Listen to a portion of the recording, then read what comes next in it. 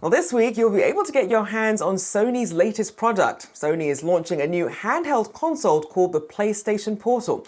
Now, the portable device will be able to stream PS5 games over Wi-Fi on its 8-inch screen. For more on this, Yahoo Finance tech editor Dan Howley is here. So Dan, break it down for us. Yeah, I actually have the PlayStation Portal right here, and you can see I'm streaming directly from my PlayStation 5 at home. This is the new SpiderMan II. Marvel's SpiderMan II is the technical name. It is an 8-inch display. It basically has two PlayStation controllers divided in half that you just kind of hold on to, and you can stream from basically anywhere as long as you have a strong enough Wi-Fi signal. I'm actually, believe it or not, using my phone as a hotspot to be able to stream from my house.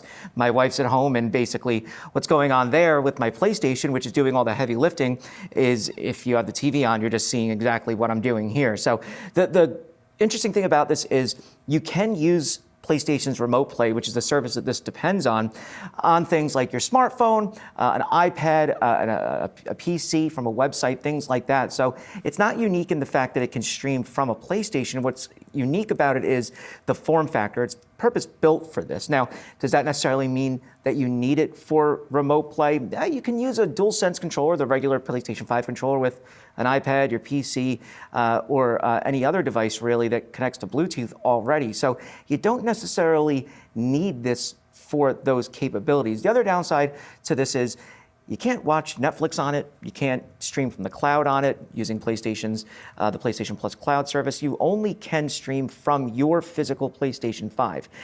It is $199, so it's not going to break the bank necessarily, but that also means you have to have that PlayStation 5 console already. So that's $199 on top of that price. I do think that if you're the type of person who wants to be able to play in bed, on the road, I'm going to be traveling on vacation, I'm going to take this with me. Obviously, I won't be able to play it on the plane because plane Wi-Fi is not going to be able to cut it. But from a hotel room, it will. From my smartphone, it will. I do just, I think that there's more capabilities that they can squeeze out of this, that cloud gaming, that ability to perhaps stream Netflix, that ability to perhaps get Hulu on here, YouTube, things like that. As it stands, it's kind of confusing. I can do all of this already. It's $199. It's a beautiful device, but there are other products that are handheld that allow you to do a little bit more. For instance, the Switch doesn't have the streaming capabilities. It won't have the graphical wizardry of something like this, but I can play it without Wi-Fi. So I can sit on a plane or wherever and be able to play games. There's also something called a Steam Deck, which is made by Valve.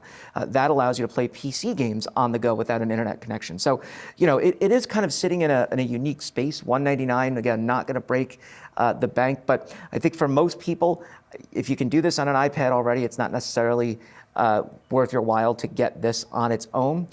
But if you're like me and you're a gamer and you want absolutely everything gaming related, then it's going to be worth it. And hey, that's the opening credits for Spider-Man. Yeah, right on cue there, Dan. No streaming and no cloud access seems like a big downside. Yeah. To your point, we'll see if they expand beyond that. Dan Howley, as always, appreciate the product review there.